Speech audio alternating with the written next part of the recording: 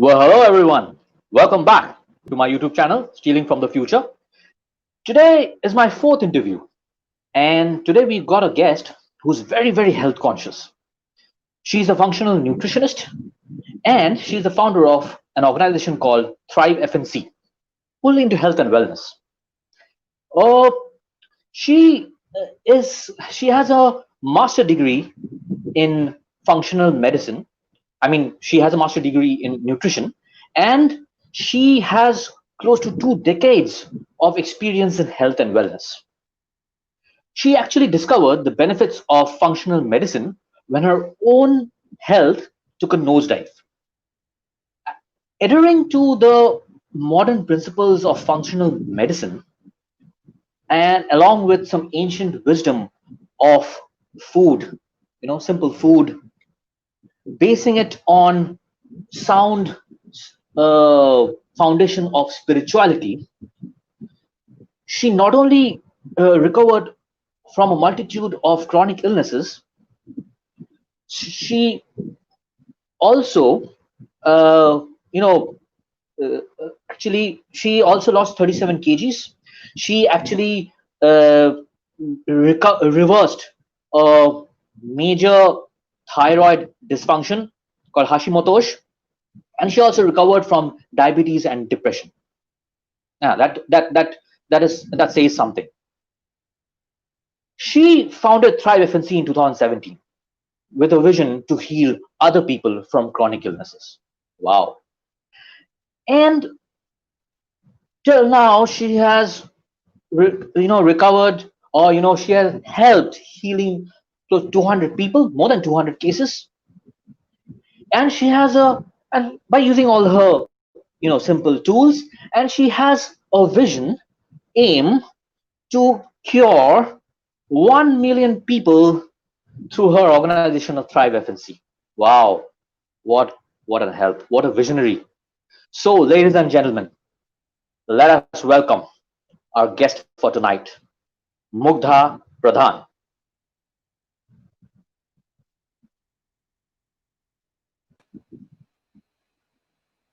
Hi, Shomo. Thank you so much for that absolutely wonderful intro. Hi, Sometimes Mugdha. when I'm over. when uh, when I hear that, then I'm wondering if are you really talking about me? Are you talking about somebody else? Because it sounds so grand. But thank you so much for that absolutely wonderful intro. So I'm so honored. so I'm honored, Mugdha. so excited to Yes. be here. So yeah, Mugdha, I was speaking to the viewers. I'm actually, and my channel, we are all very, blessed to have you here. Everybody has their health problems. Everybody has their stress problems related to the stress, related to work. Everybody has, one way or the other, some kind of problems related to eating disorders, whatever. This is needed. This is, and will be an enlightening experience for all of us. And we are all blessed to have you here. And we've got a very interesting question and answer session coming up. Your take on that? I just say, you want to say anything before we start off? You're welcome. No, I'm really excited to be here. I love talking about nutrition and health and people owning their own bodies, and I'm just really looking forward to this conversation we have because like I know you're going to ask me a lot of questions. I don't know what's going to come out of those, but I really hope it's something of value that people could take away and apply by the end of the session itself. So let's get started. Absolutely, absolutely. More than value, more than value. It'll be enlightened. Okay, so here goes, Mugdha. We start off. So first and foremost, what is the relevance of food and nutrition in our daily lives? Well, see, that's a question I could talk for about 2 hours. But the thing is, see, all of us, we only exist as long as our bodies exist, right? The minute somebody dies, you stop existing. You don't really, you're not there as an identity anymore, except in a photograph with a garland on it. So you only Yeah. exist as long as you have your body. And a lot of people fail to understand the connection between what they put into their mouth and how their body exists, right? So what we eat on a daily basis, every bite you eat actually has an impact on how your body is going to be. So it might not be immediate. Yeah, sure. Like if you drink coffee right now, you're going to feel alert in 30 minutes. So that's more of an immediate effect. But let's say day after day, you're eating really bad food. You're eating processed food. You're eating biscuits and chips and, all these haldirams, namkeens and all of that on a regular basis whenever you're getting these hunger cravings.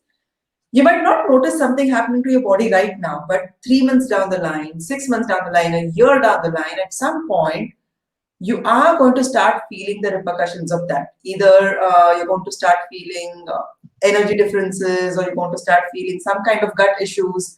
So, what we eat, so the food we eat on a day to day, bite by bite, mouthful by mouthful basis, has an impact on your body, not just in the short term, but in the long term. Now, we at Thrive, you said, right, our vision is to heal 1 million people. Now, the work we do, we work mostly with people who have chronic diseases, illnesses that have developed over a lifetime. So diabetes and high BP, excess weight, even fibromyalgia, PCOD, PCOS. So the labels, like modern medicine has 100,000 labels for everything that's going wrong with health, right?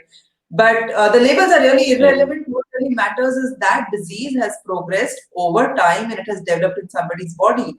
And what we help people understand is that the choices they make about what they put into their body on a day-to-day basis are the results that will be shown over the long term. So your health is a lag effect of the choices you make today, right? So it's a lag outcome. It's not an immediate outcome. It's not like you touch a hot fire and you get a blister. It's not like that. It's a lag outcome. That's why people can't see the correlation often. They'll think कि चलो आज मैंने pizza खा लिया तो कुछ नहीं हुआ तो क्यों नहीं खाऊं.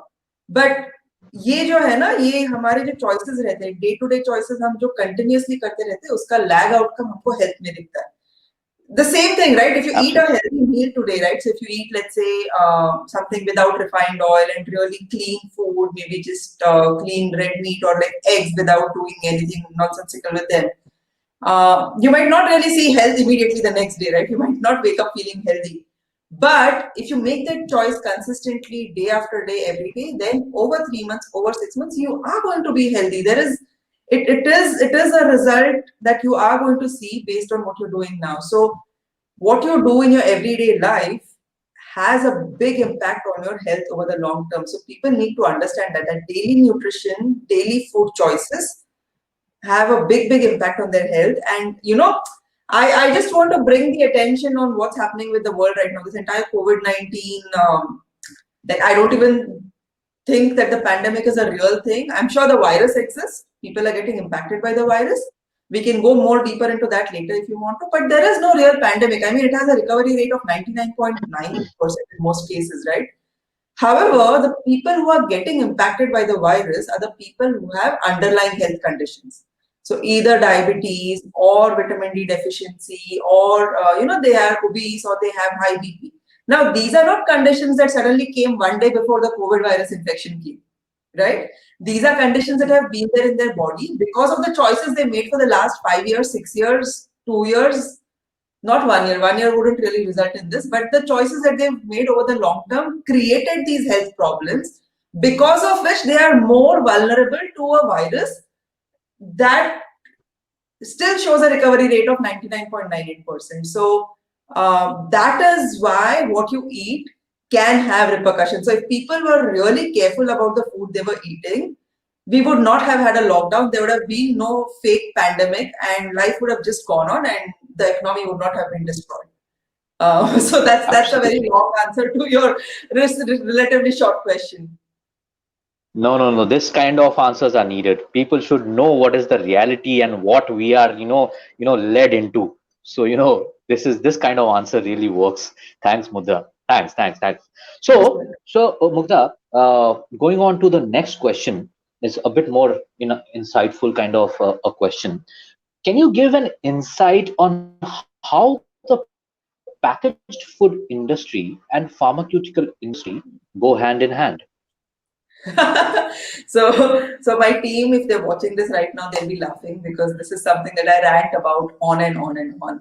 So I'll tell you what, right? And there are real jobs, okay? So there are people who have studied how to design your food in such a way that it's going to hyper stimulate your taste buds.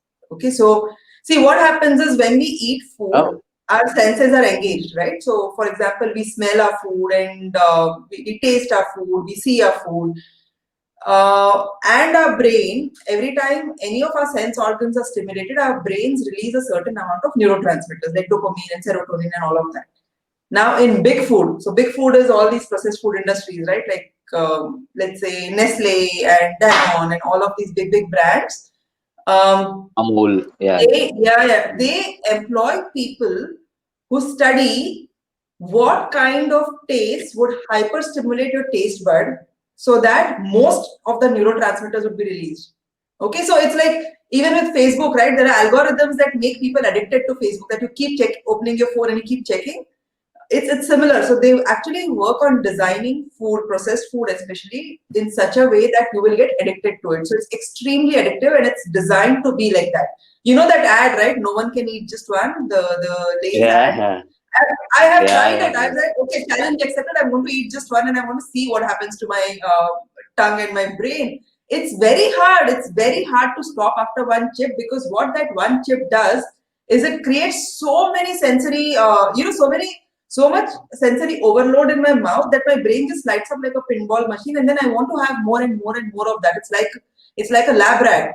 So there are people who design food like this in these processed food industries, and they work on getting our children addicted to it. They work on getting us addicted to it. Okay, so this is one. So this is one aspect of it. Second is the horrible marketing around it. I used to do a lot of corporate presentations before the lockdowns happened, and I would always show them these ads. There's one ad for some dirty Maggie oats noodles or something. So Madhuri Dixit is there and she's dancing and she's very fit and all of that. And then she wakes up the rest of her family and they all dance and then they're all very hungry after such a nice active session. So she says, I'm going to give my family the healthiest meal possible.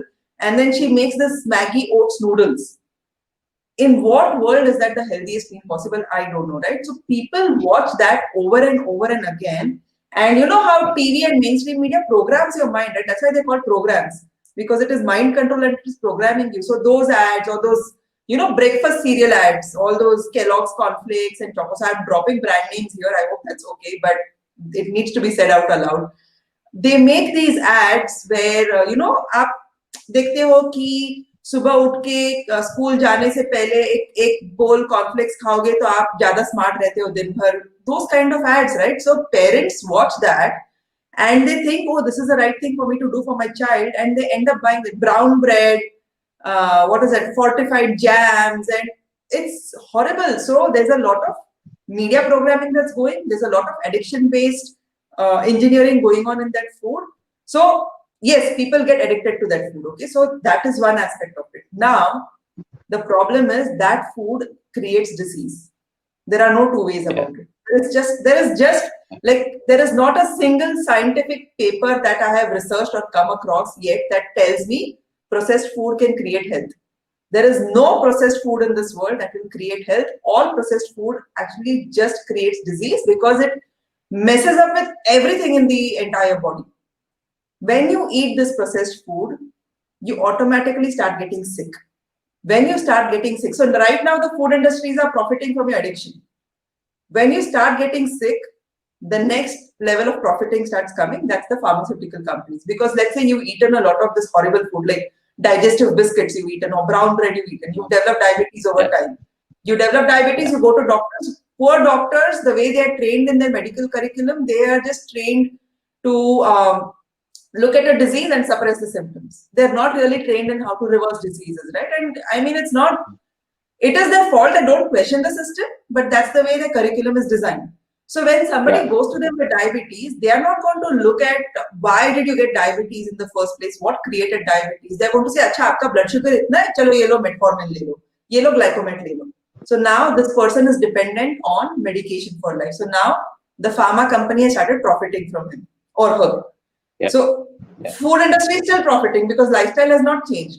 Now food industry is yeah, profiting, pharma industry is profiting. Over time, this person becomes a hospital case, the corporate hospital industry starts profiting.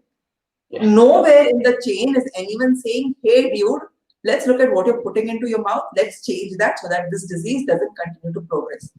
And if you look at who has designed medical school curriculums, often you will find it's the pharmaceutical industry itself that has designed medical school curriculums. Now, I have Yeah. gone down this rabbit hole many times, asking the simple question that why is it so hard to treat diseases that I can reverse in 3 months, right? Why is it that people are still suffering with diabetes or high BP and taking medication? Why aren't doctors really working on this when I can, with the knowledge of nutrition and the underlying root causes, reverse this in 3 months, right? So then I started looking at where are the doctors getting their knowledge from, who is designing the curriculum, and then it's this big rabbit hole, right? It's designed by people who have designed it in such a way that they will profit from poor human health.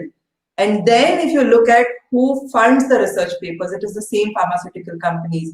Yesterday or like 2 weeks ago, I came across this article that showed how the American Dietetic Association has received funding from some of the biggest big food companies for some of their studies.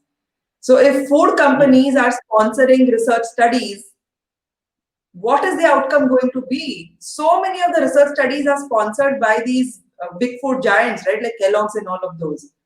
Now, if they are Absolutely. sponsoring research studies, the researchers don't want to lose the money that they're getting for doing that research. They will report whatever is bloody going to be asked of them to report. And then if you look at the ties between the big food companies and the pharma companies, sometimes they're owned by the same parent companies. They're literally owned by Yeah. the same parent companies. If that doesn't scare people, I don't know what will. Because they don't care about people's health. They really don't. No. They just want to make people profit centers. Every like हर इंसान ना उनके लिए एक profit center है कि पहले खाने से Hmm. profit करेंगे processed food से जब बीमार हो जाएगा तो दवाई से profit करेंगे. So Yeah. that is how And then it is. That's hospitals. the connection. And then hospitals. तो क्या hospitals एक बार चलेगा अभी COVID में we've Yeah. seen right people are coming back with bills of 8 lakh 9 lakh for a cold सर्दी जुकाम and 8 9 Yeah. lakh का bill. So it's insane. It's really Racket. really sad Yeah. the state of human health is right now. Very sad. Very sad. But I yeah, know that's that answered folks. your That's question. the truth. Yeah, that's the truth, and this is what we always dread, and that is the truth. And this is you've seen some movies also, like Gabbar is back and all. In those you've seen how the hospitals treat patients, and even if a patient is dead, I mean, still they are being said that abhi tak zinda hai. We need these more medicines. Please give this much amount, and then we can cure him. So Yep, that's yep. really bad. Really So bad. human beings are looked at profit centers, and we'll again like through the questions we'll go through this, but that's why I keep telling people own your body. Like if you own your body, no one can make it a profit center, right? Like you own your body, you learn how to take care of it, so you will stop allowing these nannies to come over and make money out of you, out of your Yeah, illness. absolutely, absolutely. Need to be clever. Yeah. Yeah. Okay, that was really insightful. That was really nice.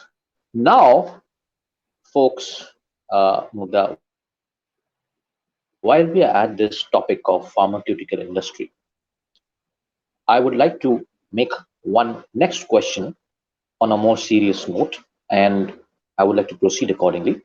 And folks, I would want to give a disclaimer before we go on to the next question.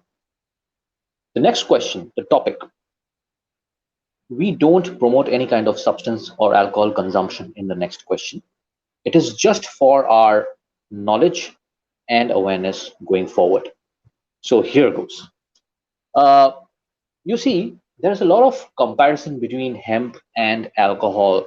The benefits, or how it affects our body, and it is found out that hemp is used in 44 medicines in Ayurveda, and also it is known as the king of Ayurveda plant. Alcohol, on the other hand, causes 44 types of cancer, and we consume it every weekends. Yeah, absolutely. And hemp is a plant which creates the biochemical which cures or prevents around 30 to 40 cancers. Also, hemp is like an antidepressant. In India, 1 out of 4 people have depression issues. Alcohol, on the other hand, creates more depression in the long run. Hemp has not killed anybody till date. or due to overdose or anything. Alcohol has killed so many people due to consumption of overdose or whatever. So my question to you is, Mugdha, is the alcohol industry related and supported by the pharma industry and the government for money making schemes? Your views on that? See, Shamu, this I have not really investigated the connection between the alcohol industry and the pharmaceutical industry. But if I just had to hypothesize, I would say yes for sure, right? Now, it's really weird. Like we had lockdowns, for example.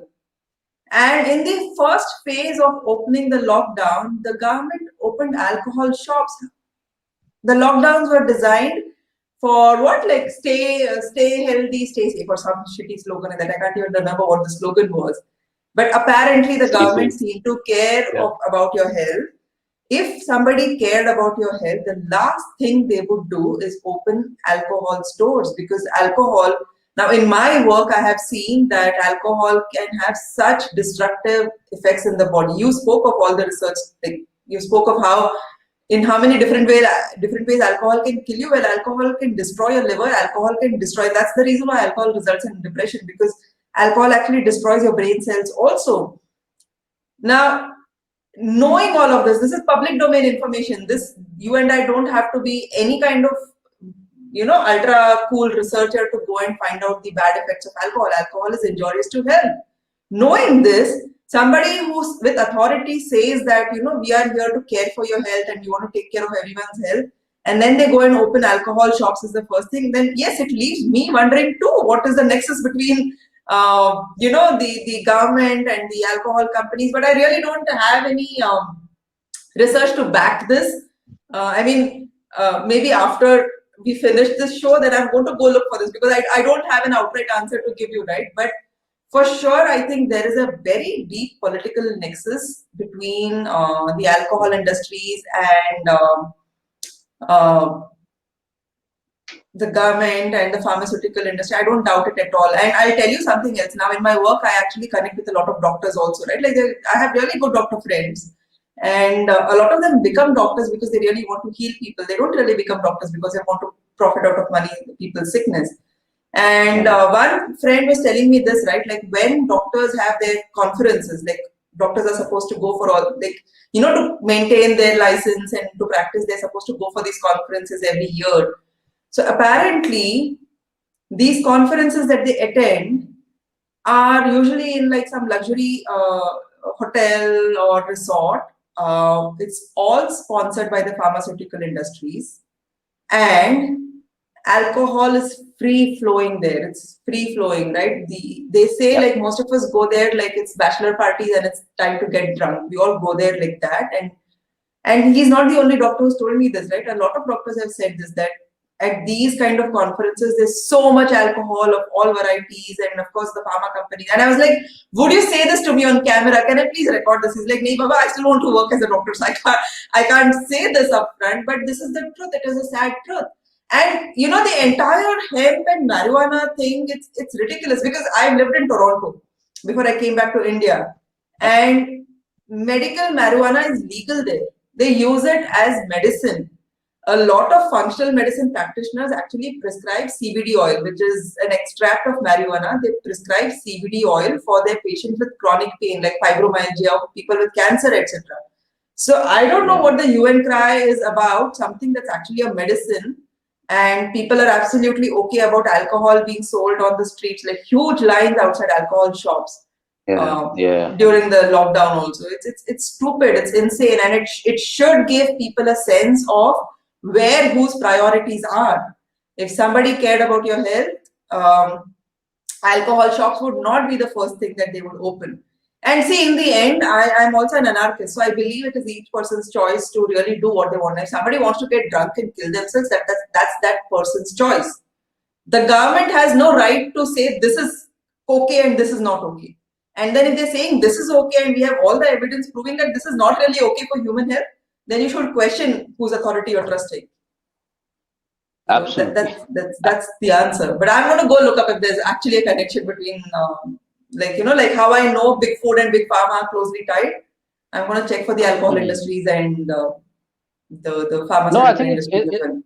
I think it's going to be the same answer as you gave in the last question. It's a nexus. I mean, like how the packaged food and the pharma are, tuned into, once you get packaged food, then you fall ill. Then again, the pharmaceutical makes money out of it. Here also, I think Yeah. you go for alcohol, you fall ill, and then the pharmaceutical companies are there to save you. So you do They business. don't save It's you, all no, they about the just money. pretend to save you. Yeah.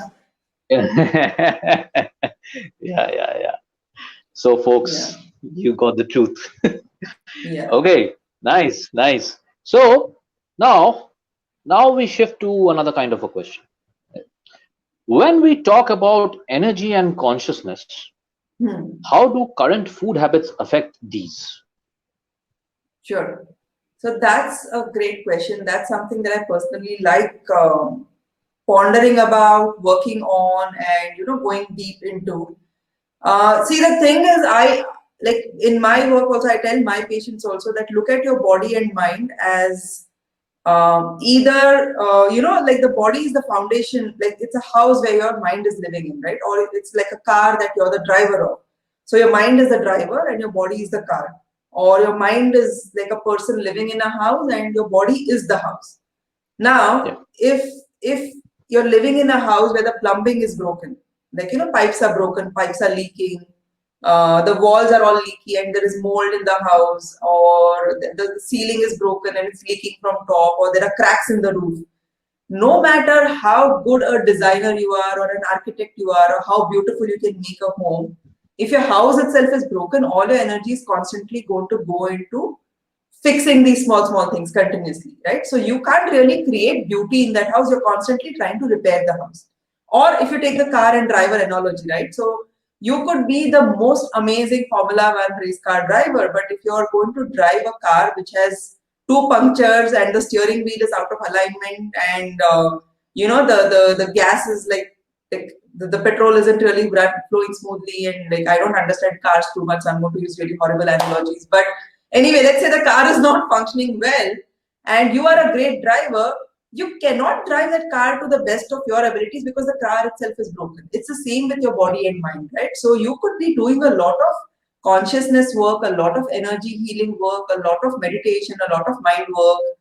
But if you haven't taken care of your body, a lot of your energy will start getting diverted into repair work of the body. yeah, So always first build the foundation, make it really nice and secure so that the mind can then do its job of creating beauty around it. And I experienced this in my own personal life, right? So I've always been somebody who was tuned into spirituality. My mom like taught me yoga and meditation when I was very young. She herself worked as a volunteer for 14, 15 years of her life as a nurse in a hospital without taking a penny.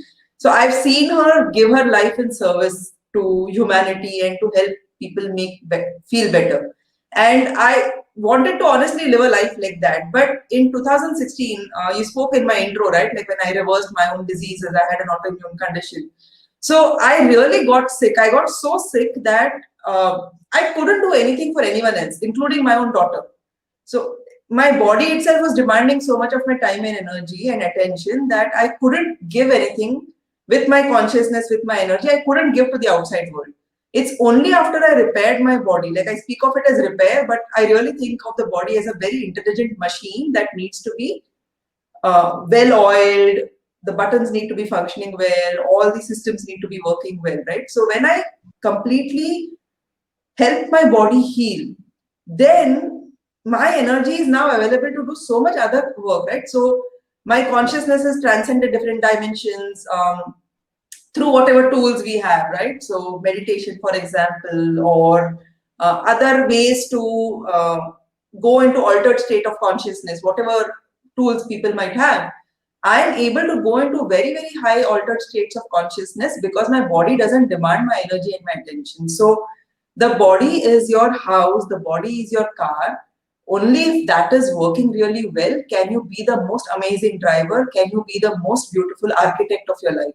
So first take care of the body, then start doing the energy and consciousness work. You can start doing that simultaneously if you're decently healthy, sufficiently healthy. But if you're somebody who is sick, and then if you just try, like I've worked with people like that also, right? People who just wanted to do spiritual work, meditate, and not look at the body, not do the hard work of actually eating right food and all of that.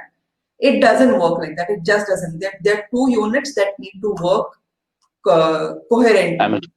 Yeah, Yeah. So simultaneously. that's my personal opinion, that you first work with the body, start working on the mind, but mind work, consciousness work, energy work, spirituality becomes so much easier when the body is running like a beautiful machine. That's Yeah. absolutely really, really insightful. Everything has to be in tune with the mind and body Absolutely. for the results to come. Yeah. Good, good. Nice, nice, a nice answer, Mugdha. Okay, Thank you. now we are going, like we have been hearing a lot of nice answers, very insightful answers from Mugdha about health and wellness. Now, folks and Mugdha, let us venture into a different kind of a question. 1929 was marked in history as the Great Depression. From there to 2020, there have been three, four depressions. How have these depressions affected humanity in all aspects? Your thoughts? Hmm. So I can share my thoughts on this, but I am no expert in this field, Shomo. It's a question that's completely out of the left field for me. But like I don't like how I study the body and nutrition and health. I don't really spend so much time studying economics and politics. And I know like maybe that's not such a good thing to do because everything is tied. It's all one thing in this reality that we live. Yeah, But see, like I know that like the first Great Depression was caused by an oversupply. Like Americans just overproduced, and then Europe went into a crash because nobody could buy. So that thing kind of led to the first Great Depression, and then the second one happened because of an oil shock. Oil prices just went up, and no one could buy oil. And then the third one because of the subprime crisis. And then, like if you look at it, US has been at the root of so many of these depressions. And then, yeah, of course, the dot-com bust that happened. So different reasons have caused different depressions. But from my very non-critical, just a very layman perspective on what I think is the outcome of these depressions and now whatever is happening with this idiotic COVID-19 lockdowns, I can only say one thing, that uh, the rich got richer and the poor got poorer. I don't know if that if that oversimplifies it, but the people who got the most or the worst impacted by all of these depressions were the people who were already not doing so well, right? The daily wage earners, the people who dependent on, like in today's times, it's daily wage earners. In 1929, it must have been a different category of people. But the people who got impacted most by these depressions were the people, the masses, the ones who were already suffering with poverty and less resources were the ones who got impacted the worst, while the rich became richer. And we're seeing the same pattern even now. Jeff Bezos, uh, you know, he's made billions. Everybody, like, so all of these billionaires have become billionaires, like double billionaires, like, or triple billionaires, whatever, but their wealth has amplified, it has multiplied. For some vague reason, they are more insulated from whatever happens in the world, and the ones who get hit the most are the ones who are already suffering, always. So they lose their jobs, they lose their lives, the world like loses more of humanity from the masses, and the top 1%, the elitists, never seem to be impacted by these depressions. They always seem to be insulated. We're seeing the same idiotic pattern even happen now. It's the daily wage earners who died. It's the migrant workers who are walking home who died. It's the people who had daily jobs, who are out of jobs and who are hanging themselves and who are committing suicide. Farmers are committing suicide. And the Ambanis and all of that, they're just launching more 5G networks, and it's like, to them nothing has changed. And that's the pattern I'm seeing with all these depressions that have happened over time, that the rich get richer and the poor get poorer. And even like with the subprime crisis, I was just talking to somebody else that day, and whatever, like let's say the subprime crisis created a depression, and then the norms became stricter, the banks became stricter with their rules, which was just very superficial, it didn't really change anything. But whatever, like demonetization, right? It was supposed to be done as a method to reduce black money. Who got impacted most by it were the people on the roads, the daily wage earners who were making money on a daily basis. And in a cashless, when the demonetization thing struck, they were the ones who got Yeah, affected yeah. the most. While the rich were insulated, and I think that's why, I get sometimes annoyed that why are people understanding what this lockdown is doing to the economy? And I think the people, for example, my friends or the people whom I studied with or my colleagues when I was in the corporate world, none of them seem to give two bits about all of this because they are really insulated. They are sitting at home, they're getting their salaries, they're getting their Amazon से order करके online delivery सब आता है, Zomato से खाना आता है, Uber book करके कहीं जा सकते हैं. So they are really insulated from what's really happening down on the roads with this lockdown, and that's why they don't seem to give like it just seems a more comfortable life for them कि घर पे बैठ के आराम से सब करने को मिल रहा है. But to answer your question, I'm not a political analyst. I don't have like really clear, distinct answers for that. But the only thing I can say is for humanity, what I can see is the rich get richer, the poor get poorer, and it just affects the masses so much more than it affects the elitist classes. I don't know. I don't know Absolutely. if you have a different perspective to this. If you have any other. No, no. Most of it, what you said, Mugdha, is absolutely, it makes sense. But the thing is that just one thing, I was just wondering. Maybe I would be wrong, but yeah, I was just wondering. Maybe sometime back the farmers bill passed. Sometime back Yes. by yeah, and some leeway in which the farmers might get more mileage in terms of their finances, which the middleman was having sometime back, the rich men were having sometime back.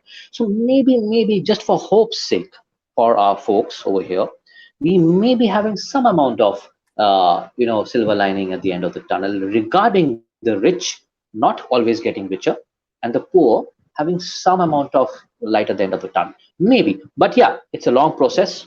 It does not have any implications right away. But yeah, I mean there might be some amount to see in the future. See, with the So farmers' bill now with no price guarantee, yeah, there is no price guarantee for the farmers, right? So somebody can come and completely undercut their prices, and we already know how farmers are really desperate, right? Like they yeah, they are not the most business savvy people, especially the yeah, single land, absolutely, like single crop kind of farmers. So they are not. So they could fall absolutely, prey to this corporatization. They will start absolutely. subletting their farms to somebody who says that, hey, we'll pay you this fixed price. You don't have to worry about money at all. And so Yeah, I'm just worried about where that bill is going to take our food supply, because that's going to bring in this entire GMO, genetically modified foods. It's going to bring in corporatization of farmland. yes, yes, Which yes, is yes, I don't like. I honestly don't see a silver lining there. I mean, the bill is like delivered as if it's going to be a silver lining. But if you look at how yeah, politics and how dirty politics are all the time, it's basically that agenda, right? Now there's no price guarantee. The poor farmer is not going to have a guarantee that for a particular crop he or she has grown, it's going to be sold at a certain market rate. So they're going to be undercut big time. And I don't want to be overtly pessimistic, but I always look for patterns, right? Like not not ever in the history of India have I ever seen the government make a decision that has overall generally benefited the poor man. Never. yeah. It's always been some pros and cons here and there. It's Yeah, yeah, always yeah, been like that. Yeah. Cool, cool. It was very nice. It was very nice. I mean, see, you got so much knowledge about the all these conspiracy theories as well. yeah. Okay, good, folks. We are having some very variable kind of discussions over here. So coming back to Mugdha's topic, yeah. The next question. So, what is the importance of eating the right food in the current pandemic? Oh, this one. Oh my goodness, did you see the kind of hoarding that happened when the pandemic was announced? People went to stores and the first thing that they stocked their carts were with all the Maggie packets. So Maggie went out of stock Yeah, in stores, okay? yeah, Then, all these soda bottles like 7 Up and Pepsi and Thumbs Up, and then all the biscuits and all the namkeens. Like, mm, there was an apparent health crisis, apparent, mm, that mm. there was going to be a shutdown because there was a virus that was like, the visuals that they were showing us, like China, people were walking on the road and then they were just dying, right? Dropping dead. Where are those people? Nobody has died like that ever in my, like, anyway, I Yeah. mean, the visuals and the story and the narrative that was sold to all of us was that there's this super deadly virus that is killing people in its tracks, and all of Yeah. you need to be at home so that you don't get infected or you don't infect each other. So we are doing this for your safety. So stay home, stay safe. And what do people do? They go and buy food that's going to make them sicker. So here's the thing. Now, I've done a lot of sessions around immunity and eating the right kind of food in a pandemic. If at all there really is a pandemic, I keep saying I don't even believe there's a real pandemic. But the thing to do is, if since there is a virus that is new to all of us and some of us are falling prey to it, what should be the focus is you should focus on what will a body do if it gets exposed to the virus. So in this scenario, your immunity is your, like, it's your weapon, right? It's your weapon against a Yep. virus, Yep. because any Yep. virus, now there are a lot of theories that there are no viruses also. It's basically exosomes that, like, if you have a lot of toxins in your body, then your body expels those exosomes, and that is what even the PCR test is managing to capture. So Yeah. I don't want to go there. I'm going to assume that, okay, there is a virus. All right, let's say there's a virus. Or maybe in the future there'll be another bacteria, or there'll be a fungus, or there'll be something else. There'll be a pathogen that's going to impact our health. The only thing that will keep you safe is your own immunity. Only thing. There is no Yeah. vaccine in the world. Even if you look at how vaccines are designed, what they claim is once you inject yourself with a vaccine, it creates immunity against that virus. Which Yeah. means immunity is the answer, not the vaccine. Yeah. So anything that is going to attack you, you should be strong enough to counter attack it. And the counter defense, the counter attack in your body is your immunity. Now, what will make your immune system strong is you provide your immune system all the raw materials it needs to be strong. What does a good immune system need? It needs zinc, it needs B vitamins, it needs vitamin D, which vitamin D you get from the sun. And then everybody was asked to be inside homes and in the lockdown getting no sun exposure, which is again, like, in what world does that make sense? But you need good quality protein, and you need to make sure you get vitamin A. So all of these vitamins and nutrients are what help in creating a very strong immune system in your body. Where do you get these nutrients? From food, of course. Will you get them from Maggi packets and biscuits? Absolutely not. You will never. Yeah. Will you get them from supplements? Yes, to a degree. Okay, because let's say you're not getting enough vitamin D exposure, then a good quality vitamin D supplement is your best answer then, right? Because if you just can't go in the sun, your body is not going to make it, and you still need your vitamin D. So Yeah. let's say you have no access to a good quality food, and or maybe you're a vegan or you're a plant-based eater and you're not getting enough protein from your diet, then you will need to add a protein supplement to get the amount of protein that you need. But your food primarily is the source for where you get all these nutrients. Now, people need to understand this, right? So again, I'm saying people don't see the connection between what goes into their body and the final outcome that they see. So everyone gets scared of COVID-19. Everyone gets scared of, oh my God, this disease has come, it's attacking us, it's killing us. I haven't worn a mask for the last 6 months, Shomu. I go out without a mask. I just wear a mask in, like, shops where it's absolutely compulsory. There also the security guard checks me, and then I enter the shop and I pull the mask down because I can't breathe in a mask. So I haven't worn a mask the way most people are in the last 6 months. I have hugged people. I have maintained zero social distancing in the last 6 months.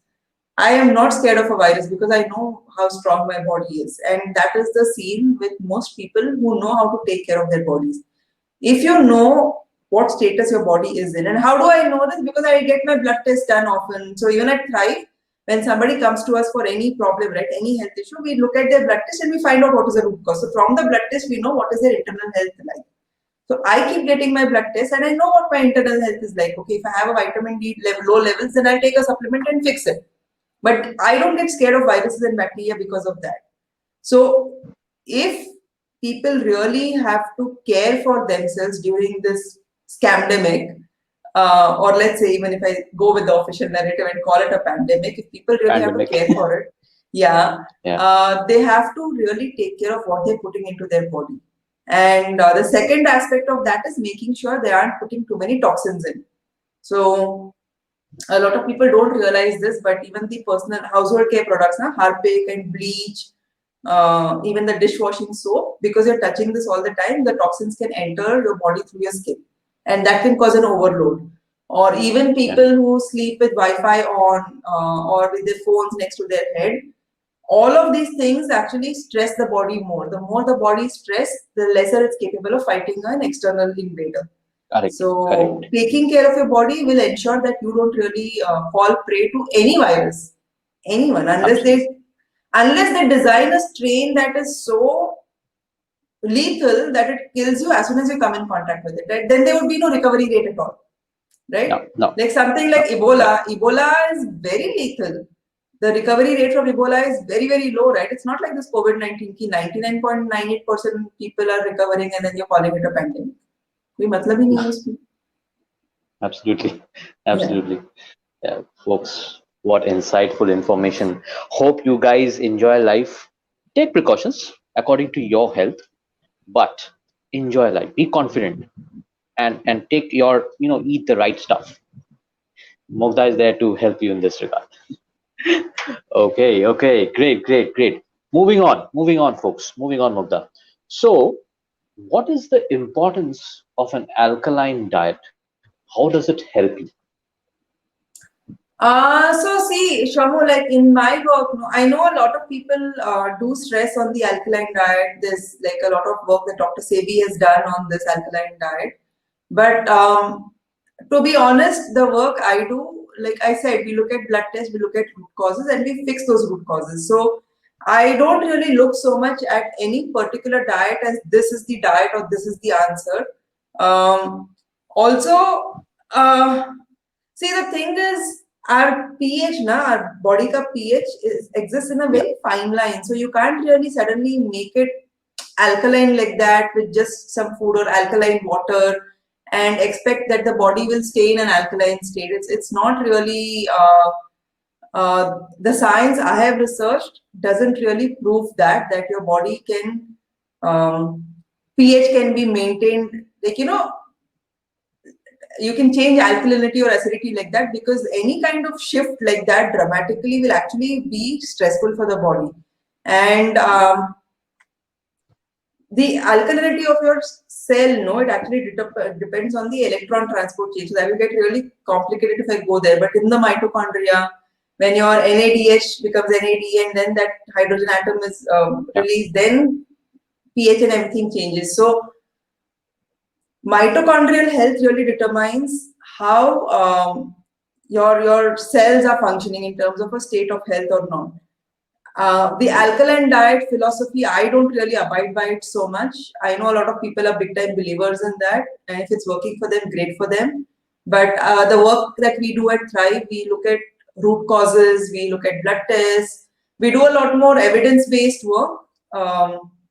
Because it's more objective and it's easy to track also. I'm a little data obsessed. I really have okay, OCD about data when it comes to somebody's health. So we look at blood tests, we look at before, after, we see what has changed, what has not changed. That's why I also do my blood tests so often. And these are really reliable tests, right? These are not like that fake PCR test that's being done for COVID-19. कोई भी swab ले लो और amplify करो. These are standardized, validated lab tests, जैसे your hemoglobin, your CBC, your iron status, and all of that.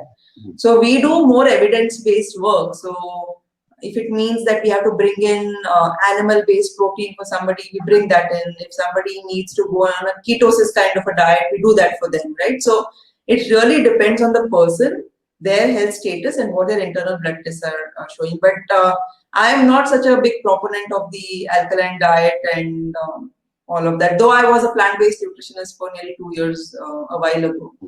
So that's my answer. a lot of people believe that after you have something like a biryani or a very spicy kind of food which might have some acidic effect after a later one, they believe in having a lot of desserts like ice creams and all will act as alkaline, neutrifying it. you know Oh is it no. true? So there are no, no, no, it's not. There are so many myths around food now. Like, See, Okay. our stomach itself is like the most acidic. So, like, see, they say we evolved from primates, right? They say our physiology is very similar to a primate physiology. Yeah. But our gut has the lowest pH. So, when I say lowest pH, it means it's the most acidic. Our stomach is very, very high in acid. It's meant to dissolve animal meat just like that. Yeah. So, when people have acidity, that acidity is not because the stomach is producing extra acid. Our stomach is an acidic place only. It's like hydrochloric acid is there in our stomach. The acidity issue is basically because they're eating the wrong kind of food, or their gut microbiome is completely gone, or they could have an H. pylori infection or something like that. So that is what is Okay. triggering acidity, right? Or they're eating beyond their capacity, they're eating at the wrong time. But usually it Uh, happens because they're eating the wrong kind of food. Like if you eat food with a lot of refined oil, that's been cooked in a lot of refined oil, it usually, like oily food, right? It usually triggers acidity, not fatty food. yeah. So you could eat Mm.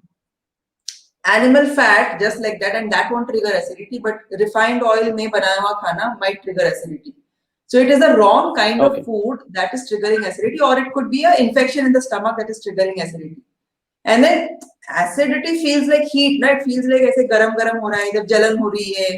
So people Yeah. think that जलन के लिए ठंडा That's खा really लेंगे तो ठंडा हो जाएगा, but it's not uh, like that, right? So it's nothing like that. it's not like that at all. You're just doing like a temporary hack to kind of fix a problem. Which Uh, it's like sir दर्द कर रहा है तो Crocin ले ली, but hands. it's not the answer, right? Maybe It momentarily is your not. head will stop hurting because you've taken a crocin, but unless you find the root of what was causing that headache, your headaches will keep recurring.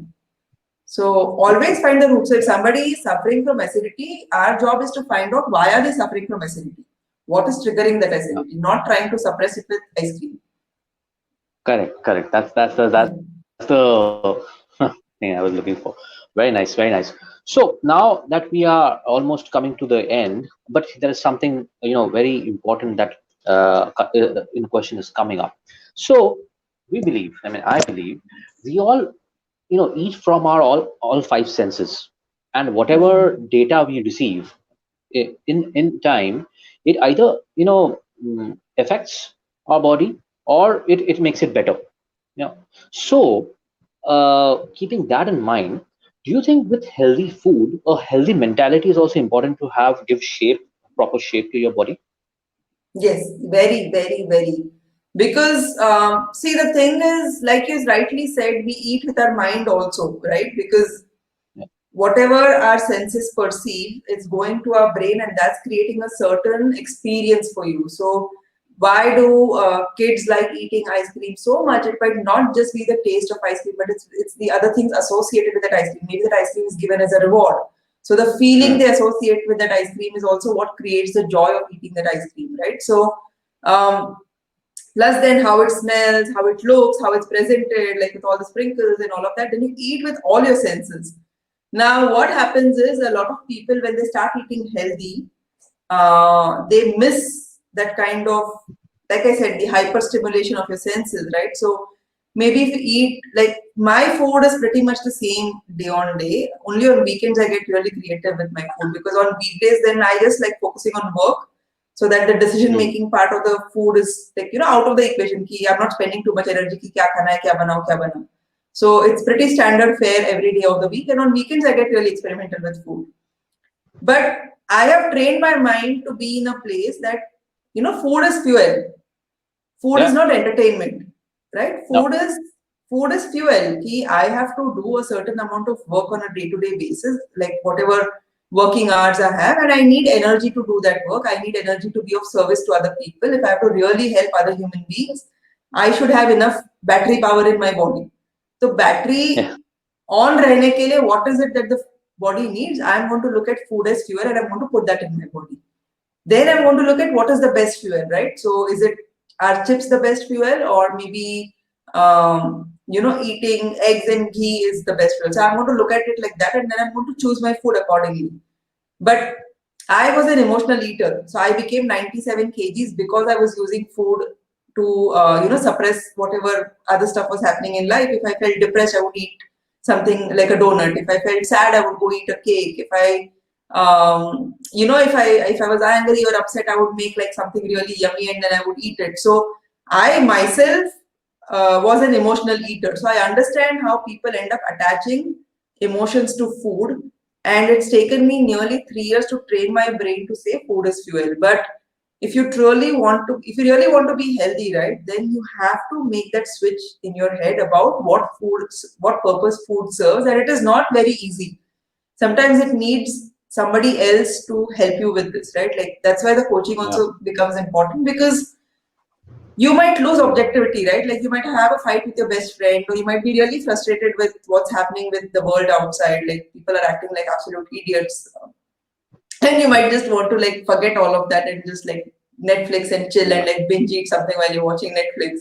absolutely. So then it really becomes useful to have somebody who's your accountability partner, that okay, you want to make a switch about food in your brain, you want to look at food as information and as fuel and not as entertainment, then somebody can help you be there to kind of guide you and coach you towards making those choices. But it's easier said than done. It really requires a certain level of discipline and determination and habit formation to eat Yeah, healthy with every meal, right? Because there are so many distractions, there are so many reasons why you would fall off the wagon. yeah, But developing that mentality, so it's not always about stocking your fridge with everything healthy. You could have a fridge full of all the healthiest food items. You could still go to Zomato and order a pizza, right? So if you're yeah, feeling low, especially, and that's what happens yeah, to a lot of people. So uh, that is the mentality, that the question that you asked, now the training of the brain, that absolutely. you are thinking of food as fuel. So before you go to Zomato and order, even if you want to order from Zomato, you look for something that's good for your body and not something that's going to harm your body. So Absolutely. Yeah, yeah, that's the mental makeup one should have, while consuming, yes, because of and it, their see, own yeah, body. That's no one teaches us this, right? Like no one teaches us how to make the healthiest choices for your body. We learn geometry, we learn algebra, we learn geography, we learn all the chuta history. Now history textbooks will be yeah, changed again also. So we'll learn all the wrong information. But nobody teaches you how to take care of your body, how to make the right choices for your body time and time again. So yeah, that's I moved my hand so much absolutely. that my headphones fell off. Oh, but I could hear you. Anyways, yeah. Okay. So that's was really, very insightful and informative, and absolutely. So yeah, Mugdha, coming to the last question for tonight. Uh, Now, we all have discussed the Great Depressions. We all have discussed the kind of different immune and food related, health related questions and topics, and you've given a wonderful answer to all of them. Now, what is the probable future for humankind post 2020? Your views on that? If I have to look at if I have to look at the number of trolls on my Facebook post, then I have to say the future of humanity is like in dire straits. People don't seem to want to see the truth of what is really happening to them. There are so many people who are waiting for the vaccine. I mean, like, for God's sake, how can you be waiting for a vaccine that has no clinical trials, that has been proven to cause so many side effects in the two volunteers who took it? And like honestly, if you ask me, I am extremely pessimistic about where humanity is headed after 2020, given the kind of ease with which the government could take control, different governments of different countries could take complete control of all of humanity. Like Yep. every country except maybe Tanzania and Sweden, and Tanzania more than Sweden, most countries actually went with these stupid lockdowns. People's personal freedoms, people's personal rights, people's personal liberties were completely taken away. And not just taken away, they actually, I mean, they were okay with it. Like the most of the population was okay with this being done. And Yep. there are already talks about the second wave. I saw a newspaper, Delhi ka newspaper, where Kejriwal is saying ki second wave of COVID is coming and all of that. They are talking of a second wave because they want to impose a second round. So these first lockdowns were just a practice run. It was just to see if the population would comply, if the masses would listen to them, and if they could get away with Yep. it. The second round of lockdowns are going to be so much worse. Like businesses that survived the first round are really not going to be able to do that in the second lockdown. It's already so many industries went bust, right? The music industry is gone, the tourism industry is gone, the hotel hospitality industry completely took a beating. Now they're trying to revive it again with some places opening up. But um, if people don't wake up and see the larger scenario of what is really happening, Absolutely. of how we are being taken control of, how everybody is going towards a cashless economy, how that universal income, one basic income, and then see the goal is eventually they will want to vaccinate everybody. The vaccines have. They're speaking of quantum dots, they're speaking of vaccinations with digital microchipping so that they know who is vaccinated, who is not. That is 24 by 7 surveillance, so that it's like a surveillance state that they're creating. Every moment of every human being is going to be tracked. It's a rather depressing scenario. I don't really want to even exist in a scenario like that, honestly. It's only if all of us come up and protest against this mandatory lockdowns, mandatory masks, Yeah. that humanity will have a seemingly different future. Otherwise, it's doomed. In fact, on the 2nd of October, on Gandhi Jayanti, there is going to be a protest held in Mumbai. I'm going to be there for that one as well, where it's a Yeah. silent protest. We're not doing anything. We're not doing anything radical, but we're just going to be there to say that, hey, guys, we are not okay with this. We are not okay with mandatory masks. We are not okay with mandatory lockdowns. Just let us live our lives. Like, you don't get a right to tell what I should do with my body, because now it's mandatory masks. And it's mandatory lockdowns. What will stop it from becoming mandatory vaccines, right? Like, I might Yeah. choose not to get a vaccine, and what will happen is they'll say that if you're not vaccinated, you can't come and shop at the store. If you're not Yeah. vaccinated, you can't send your child to the school. If you're not vaccinated, you can't do this. So my options to exist in a city will completely start going away if I don't get vaccinated. That's the way they're designing it. So either we Right. all move off grid and start living in off grid solutions, or if we want to continue to live the life that we've created. Like, I have a business, I run a company, I want it to thrive. I Yeah. really want it to do well because I have to heal a million people. That's my purpose on this planet. I Yeah. don't want that to shut down, right? Yeah. And Absolutely. then, yeah, and then if things are going to come because nobody's protesting against these mandatory nonsensical diktats that the government is coming out with, all of that is going to collapse. So Yeah. if humanity has to progress and not go into this surveillance, big brother watching, dependent on government, one basic income survival mode kind of a thing, we have to take action now and stand up for our rights. Otherwise, I really think humanity is doomed beyond 2020. It might take long, like, the entire Agenda 2030. Modi said in one of his talks on TV, I don't have a TV, so I only get to see screenshots on my social media, but I think he spoke कि हम वो UN Agenda 2030 से पूरी whatever सक्षम रहेंगे and everything. But he has said that they're going to implement that in India. Why? If anybody looks at that agenda, they'll know that the way we exist now is not how we are going to be able to do it after 2030. And forget about us. Our kids' futures are completely at stake. Now I'm seeing babies who are like newborn babies with masks on their face. Yeah. Mm. Like, it's ridiculous. It's just stupid. The So if humanity doesn't wake up, sorry. friendship with USA is going to a different level altogether. Yeah. Yeah. It's Bill Gates comes and he gets to decide what we should be doing in India. Who the hell gave Yeah. him authority, right? So we need to stand up. If you really care about our country, if you really care about our fellow men Yeah. and the people whom we depend, right? So, like I said, the poor get poorer and the rich are getting richer. What a lot of the middle class Indians don't realize is, as that economic crashes, right, as a daily wage earner economic crashes, slowly, that is going to percolate up to the middle class also, and the middle class is going to Yeah. collapse.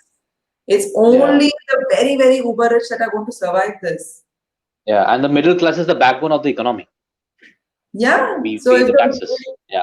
Yeah. but if the middle class doesn't understand how the daily wage earner Yeah. and that economy impacts their lives, They just think they live a very Yep. cushioned life, right? Like maid nahi आई, चलो ठीक है झाड़ू पोछा कर दिया हम लोगों ने, but that effect will percolate, it will crash all these people who are in the middle class. It's people need to wake up, and people need to see the larger picture, and people need to know what they're agreeing to, what they're saying yes to. It's not something that's very pretty.